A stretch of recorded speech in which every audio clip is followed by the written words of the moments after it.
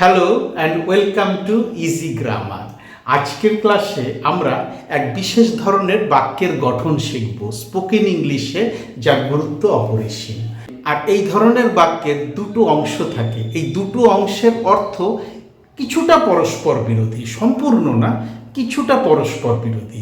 আর এই দুটো অংশের মাঝখানে একটা কনজাংশন বসানো হয় এবং কনজাংশন বসিয়ে এই দুটো অংশকে একত্রিত করে একটা সেন্টেন্স তৈরি করা হয়। এই ধরনের সেন্টেন্স আমাদের প্রায় রোজই বলতে হয়, সে বাংলাতেই হোক অথবা ইংরেজিতে। তাই এই ধরনের সেন্টেন্সের প্যাটার্ন বা এই ধরনের সেন্টেন্সের যে স্ট্রাকচার, এটা শিখে নেওয়া ভীষণ জরুরি। তো কি সেই বাক্যগুলো, সেটা দেখতে হলে একটু বোর্ডের দিকে তাকাতে হবে। বোর্ডের দিকে তাকালেই বুঝতে পারবে এখানে আমি যে বাক্যগুলো লিখে রেখেছি প্রত্যেকটার দুটো করে পার্ট রয়েছে এবং এই পার্ট দুটোর অর্থ কিছুটা হলেও পরস্পর বিরোধী এবং এই পার্ট দুটোকে কনজাংশন দিয়ে যুক্ত করে একটা কমপ্লেক্স সেন্টেন্স তৈরি করা হয়েছে। আর এই সেন্টেন্সগুলোর ব্যবহার রেগুলার লাইফে ভীষণ কমন। আমি হয়তো পরীক্ষায় খুব ভালো ফল করব না, কিন্তু অবশ্যই পাশ করব। যে বলছে কথাটা, বা এখানে আমিই বলছি, আমি হয়তো খুব ভালো ছাত্র নই, কারণ আমি হয়তো খুব ভালো ফল করব না, কিন্তু পাশ করব। পাশ করার মতন স্টুডেন্ট আমি। ফলে এইখানে যে সেন্টেন্সটা, তার যে দুটো পার্ট কিছুটা হলেও পরস্পর বিরোধী, কিন্তু তাদের আমরা একটা কনজাংশন ব্যবহার করে একটা কমপ্লিট সেন্টেন্সে পরিণত করছি এখানে, এবং পরিণত করে আমরা আমাদের মনের ভাব প্রকাশ করছি বা আমরা আমাদের স্টেটমেন্ট সবার সামনে তুলে ধরছি। আমি হয়তো তোমার বিয়ের অনুষ্ঠানে যেতে পারবো না, কিন্তু আমার ভাই যাবেই। আমি যেতে না পারলেও আমার ভাই যাবে। হয়তো তোমার জন্য খুব বেশি কিছু করতে পারিনি, তবুও যেটুকু পেরেছি করেছি। আমাদের বাবা মায়েরা বলে না, তোমাদের জন্য হয়তো বিরাট কিছু করে যেতে পারলাম না, কিন্তু যেটুকু পেরেছি করেছি, তার উপর ভিত্তি করেই তোমরা বেঁচে মরতে আছো, এরকম বলে। হয়তো আমরা আর্থিকভাবে সচ্ছল নই, অর্থাৎ কিনা হয়তো আমরা বড় লোক নই, অবশ্যই আমরা বড় লোক নই, তবুও আমরা শান্তিতেই আছি। অনেক বড় লোকের বাড়িতে ঝগড়াঝাঁটি, চিৎকার চেঁচামেচি হয়। আমরা হয়তো গরিব, আর্থিকভাবে তেমন একটা সচ্ছল নই, কিন্তু আমরা শান্তিতে আছি।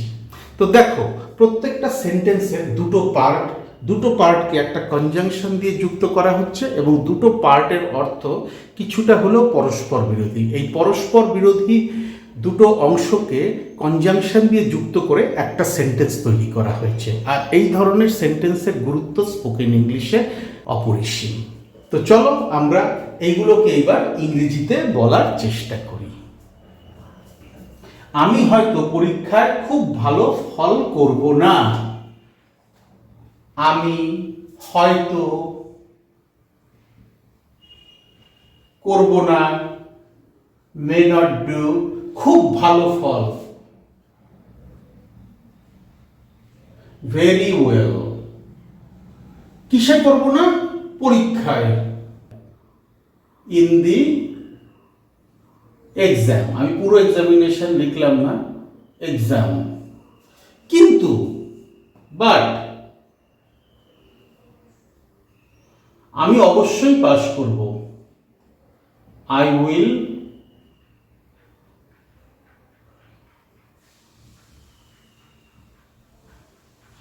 definitely pass। I may not do very well in the exam, but I will definitely pass।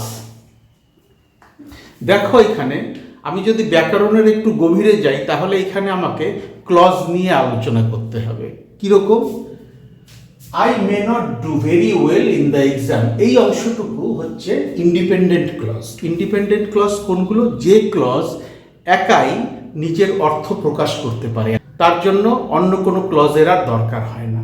কিন্তু but I will definitely pass, এই যে অংশটা, এই অংশটা হচ্ছে ডিপেন্ডেন্ট ক্লজ। কিন্তু আমি পরীক্ষায় ভালো ফল করব, হ্যাঁ, অর্থ আছে এটার একটা, কিন্তু সরাসরি যদি আমি এটাকে একটা সিঙ্গেল সেন্টেন্স হিসাবে ব্যবহার করি, তাহলে এটার কোনো কনটেক্সট থাকছে না। কি অর্থে বোঝানো হচ্ছে সেটা পরিষ্কার হচ্ছে না, ফলে এটা হচ্ছে ডিপেন্ডেন্ট ক্লজ। একটা ডিপেন্ডেন্ট ক্লজ নিজের থেকে কোনো পরিষ্কার অর্থ প্রকাশ করতে পারে না। তো আমি ক্লজ নিয়ে পরে আলোচনা করব, ক্লজ আমার আলোচনার বিষয় না আজকে, সেটা নিয়ে আমি পরে আলোচনা করব। তাহলে আমরা কি দেখলাম? বাট কনজাংশন একটা বাক্যের দুটো ভিন্ন অংশকে যুক্ত করে একটা সেন্টেন্সে পরিণত করেছে। আমি হয়তো তোমার বিয়ের অনুষ্ঠানে যেতে পারবো না, কিন্তু আমার ভাই যাবেই। আই একই রকম, may not be able to attend your, কিসে যেতে পারবো না, কিসে হয়তো যেতে পারবো না তোমার বিয়ের অনুষ্ঠানে, ওয়েডিং সেরেমনি। কিন্তু বাট, এই যে কিন্তু লেখা আছে বাট, আমার ভাই যাবেই, মাই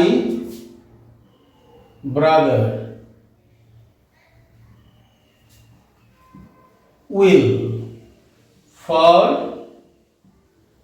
শিওর।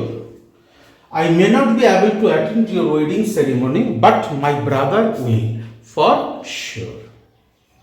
একটা সেন্টেন্স, তার দুটো অংশ, যে দুটো অংশ কিছুটা হলেও পরস্পর বিরোধী, যাদের একটা কনজাংশন দ্বারা যুক্ত করে একটা সেন্টেন্সে পরিণত করা হয়েছে। হয়তো তোমার জন্য খুব বেশি কিছু করতে পারিনি, হয়তো তোমার জন্য খুব বেশি কিছু করতে পারিনি। I may not have been able to do much, খুব বেশি, for you, তবুও, still। এইখানে স্টিলটা কনজাংশন হিসাবে ব্যবহার করা হচ্ছে, স্টিল অ্যাডভার্ব হিসাবেও ব্যবহার করা হয়। যেমন হি স্টিল হেল্পস মি, সে এখনও আমাকে সাহায্য করে। সে যে আমাকে সাহায্য করে এবং সে যে এখনও করে, এক্ষেত্রে আমরা স্টিল শব্দটা ব্যবহার করেছি এবং এটা বাক্যে অ্যাডভার্ব হিসাবে বসেছে। কিন্তু এক্ষেত্রে তবুও, এই তবুও শব্দটা একটা বাক্যের দুটো অংশকে যুক্ত করছে। I may not have been able to do much for you, comma, yet অথবা still, still যতটুকু পেরেছি করেছি। I did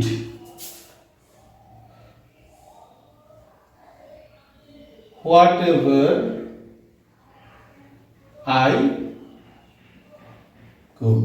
এখানে স্টিলটা হচ্ছে কনজাংশন, যা একটা বাক্যের দুটো পরস্পর বিরোধী অংশকে যুক্ত করে একটা বাক্যে পরিণত করেছে। হয়তো আমরা আর্থিকভাবে সচ্ছল নই, তবুও আমরা শান্তিতেই আছি। অর্থ থাকলেই শান্তি থাকে না। আমরা হয়তো বড়লোক নই, বা আমরা হয়তো আর্থিকভাবে খুব ভালো অবস্থায় নেই, কিন্তু আমরা শান্তিতেই আছি। এই যে আমরা শান্তিতেই আছি এবং হয়তো আমরা আর্থিকভাবে সচ্ছল নই, এই দুটো অংশ বাক্যের কিছুটা হলেও পরস্পর বিরোধী, এবং এই পরস্পর বিরোধী দুটো অংশকে আমরা একটা কনজাংশন দিয়ে যুক্ত করে একটা সেন্টেন্সে পরিণত করব। হয়তো আমরা উই মে নট বি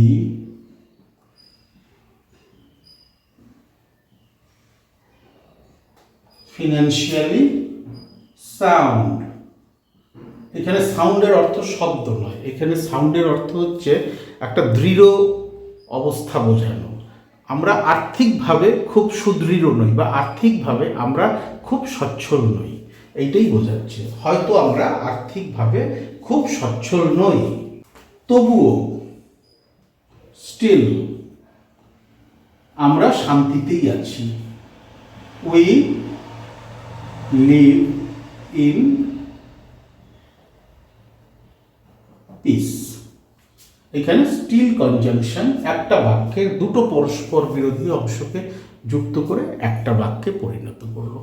তো সেন্টেন্সগুলো একবার দেখো, এই সেন্টেন্সগুলো তোমাদের প্রত্যেক দিনের জীবনে কথা বলতে গেলে সবসময় ব্যবহার করতে হবে। সেন্টেন্সের গঠনগুলো একটু দেখে নাও, কিভাবে একটা বাক্যের দুটো পরস্পর বিরোধী অংশকে আমি কনজাংশন দিয়ে যুক্ত করেছি সেটা দেখো। আর এই ধরনের সেন্টেন্স নিজেদের ভিতরে বলার চেষ্টা করো। যত বলবে, যত প্র্যাকটিস করবে, তত সাবলীলভাবে তোমরা ইংরেজিতে কথা বলতে পারবে, আর তোমাদের ইংরেজিও হবে ভীষণ সুন্দর। কোথাও যদি আটকে যায়, কোথাও যদি কঠিন মনে হয়, আমার ভিডিওর কমেন্ট সেকশানে লিখে জানাতে পারো। ডেসক্রিপশন বক্সে আমার ইমেল অ্যাড্রেস দেওয়া আছে, চাইলে সেখানেও আমার সাথে কন্ট্যাক্ট করে নিতে পারো। Thank you so much for your time and attention, and have a nice day.